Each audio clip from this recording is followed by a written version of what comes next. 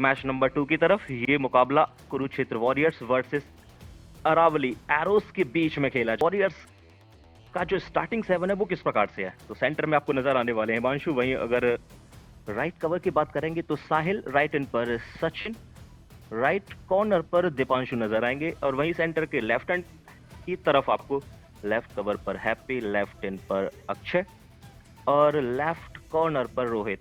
Substitution की बात करेंगे तो फिर अंकित, मनदीप, अनुराग, करमवीर और सचिन नजर आने वाले हैं।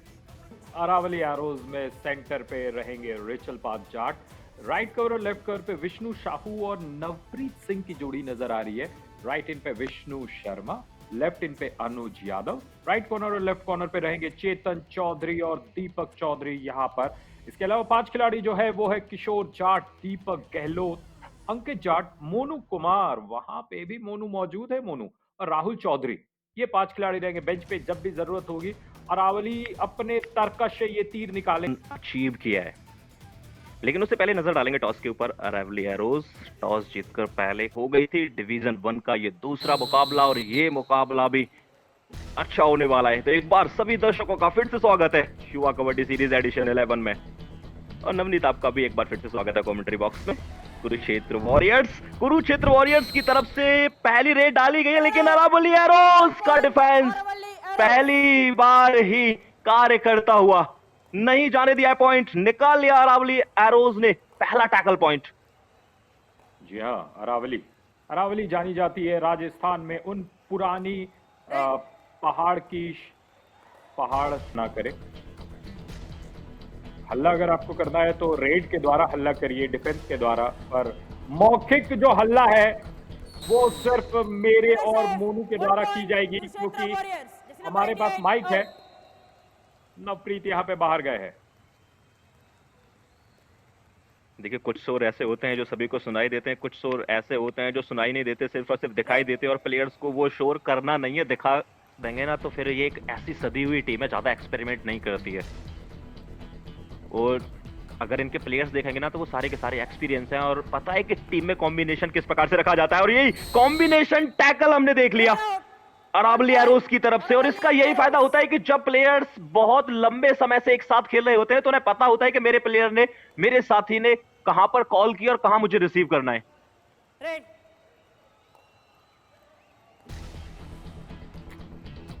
जी हाँ, ये एक्सपीरियंशियल लर्निंग होती है। जब आप अपने साथी खिलाड़ियों के साथ कुछ चीज़ों को एक्सपीरियंस करते हैं तब उस तरीके का फॉर्मेशन, उस तरीके का चीज बनता है। लेकिन यहाँ पे रिचपाल जाट के लिए कुछ नहीं बनेगा। कुरुक्षेत्र को एक और अंक मिलेगा और लगातार दोनों टीमों के बीच संघर्ष जारी। कभी इस टीम का पलड़ा भारी तो कभी उस टीम का पलड़ा भारी। इसको आप पूरी तरह से यूटिलाइज कीजिए पहले मुकाबले में, क्योंकि अभी आपको बहुत सारे मुकाबले खेलने। रिचपाल जाट बाहर गए और दीपक गहलोत को अंदर लेकर आए, और अंकित दहिया रेड करने के लिए गए। वहां पर एंकल पर आधे अधूरे मन के साथ हार किया था। आधे अधूरे मन से नहीं मिलेगा टैकल।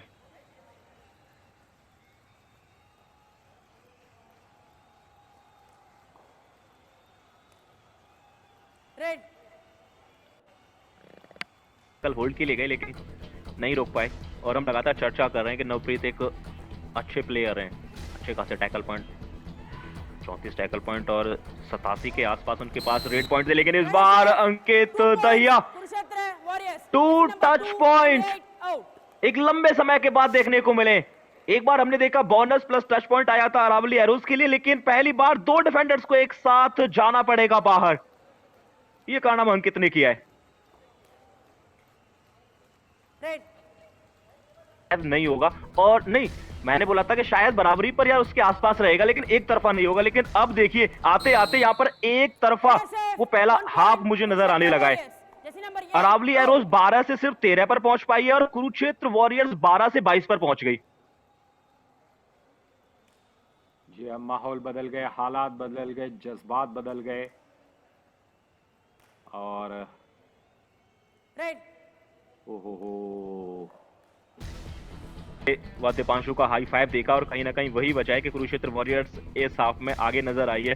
सचिन ने इस समय रेड कर रहे हैं, लेकिन अभी तक हमें सिर्फ एक ही चीज नहीं देखने को मिली है, इंडिया 1 ATM कमाल मूवमेंट। लेकिन इंडिया 1 ATM आपको हर जगह नजर आते हैं, मुझे भी हर जगह नजर आते हैं, लेकिन यहाँ पर अरावली एरोज ने एक टैकल पॉइंट निकाल लिया है। काफी लंबे समय के बाद ये टैकल पॉइंट आया है। वेट सेकंड मत। ये लंबे समय के बाद सचिन कुरुक्षेत्र की तरफ से हाफ टाइम चेंज मिला 2 point. Vishnu Sharma best raider फिलहाल के लिए 6 पॉइंट्स के साथ, और वहीं Deepanshu Khatri best defender 5 point के साथ। क्या है?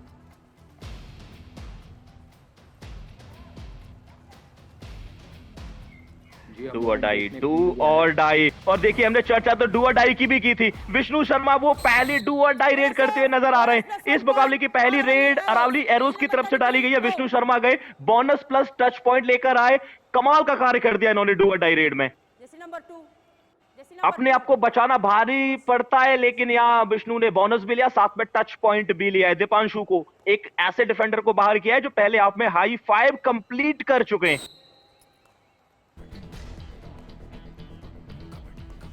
जी 19 और 24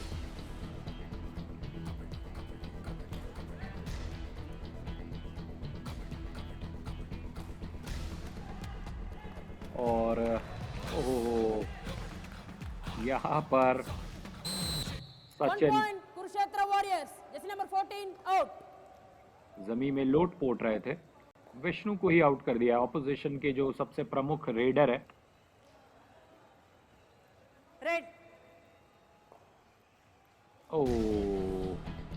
अगर ये नियम ला दिया जाए कि अगर आप किसी खिलाड़ी को पुश करके अपने कोर्ट में ले आते हैं तो वो आपकी टीम से खेलेगा, अगर ऐसा नियम हो जाए तो काफी रोचक हो जाएगा।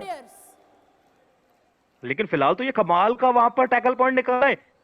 इसे एक बार फिर से जरूर देखना चाहेंगे। दीपक गए थे रेड करने के लिए, जैसे ही उन्होंने वहां पर बोनस का ट्राई किया और पीछे से जर्सी नंबर 52 ने जो कमाल का बैकअप किया है, होल्ड किया गया। और मुझे लगता है कि इस मुकाबले में बैक होल्ड सबसे ज्यादा किए जाएंगे, क्योंकि दीपांशु वहां पर एक अच्छे डिफेंडर का कार्य कर रहे हैं। इस बार अरावली एरोज अंकित का शिकार कर लेगी। एक और टैकल पॉइंट आ गया है, और जिस वापसी के डंके की हमने बात की थी वो लगातार डंका बज रहा है। आपके तर्कस में बहुत सारे तीर हैं, यानी कि 7 तीर तो आपके पास मैट पर होते ही हैं, बाकी के तीर आपके बैठे हुए रेस्ट कर रहे हैं।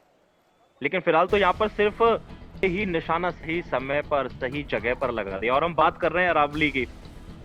अरावली एरोज एकमात्र ऐसी टीम है जो बिना कोच के एक टाइटल भी अपने नाम करके आई है। वो चैंपियन वाला टाइटल उन्होंने अपने नाम किया था मानसून एडिशन 2023 में जब खेल रही थी, तो वहां पर विजेता भी बनी थी बिना कोच के।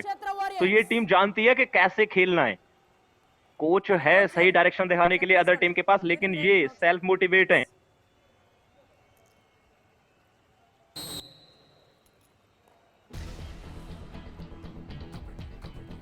एक पॉइंट तो चाहिए ही चाहिए। एम्प्टी रेड का समय नहीं बचा है, और साथ में आपको 2 मिल जाते हैं तो फिर सोने पर सुहागा। और आपका जो डिफेंस है वो अच्छा कार्य करना चाहिए। चेन में गए, डुबकी लगाई सचिन ने, और डुबकी लगाते हुए ये पॉइंट अपने नाम किए। 2 पॉइंट दिए पिछली रेड में कुरुक्षेत्र वॉरियर्स ने, और 2 पॉइंट लेकर वापस आ गए उनके रेडर। यानी कि जो दिया वो वापस आ गया आपके पास। बिल्कुल वापस आ गया। और यहाँ पर वो जो कहावत है एक मूवी की, चेन खुली कि मेन खुली, वहां पे चेन को खोल के रख दिया, बिल्कुल खोल के रख दिया। और वो इंडिया 1 कमाल रन होता है, वहां भी लड़ाई लड़ी गई थी, और कबड्डी के बैट पर भी होते हैं। जब आप किसी भी खेल के मैदान में होते हैं तो आपकी एक लड़ाई होती है अपोनेंट्स के साथ कि ये जीत हमें चाहिए, हम हार नहीं मानेंगे। जी कुरुक्षेत्र जानी जाती है इतिहास के लिए, और अरावली जानी जाती है भूगोल के लिए। तो यहाँ पर इतिहास भूगोल पे भारी पड़ता हुआ, geography history is getting heavier or geography. और मैं भूगोल की बात इसलिए कर रहा हूँ क्योंकि अरावली के जो पहाड़ है ना, अरावली के जो पर्वत श्रृंखला है, वो पहले बहुत ही ऊंचे हुआ करते थे। लेकिन जब जैसे एक जवान इंसान होता है, वो खड़ा रहता है, एनर्जी के साथ रहता है। मैच हुई है समाप्त 46 और 35। तो बेस्ट डिफेंडर इस मैच के हमें नजर आए। 6 टैकल पॉइंट, हाई 5 पहले हाफ में ही लगा दिया था, दूसरे हाफ में सिर्फ 1 टैकल पॉइंट उनके नाम नजर आया। विष्णु शर्मा 9 रेड पॉइंट लगाते हुए नजर आए।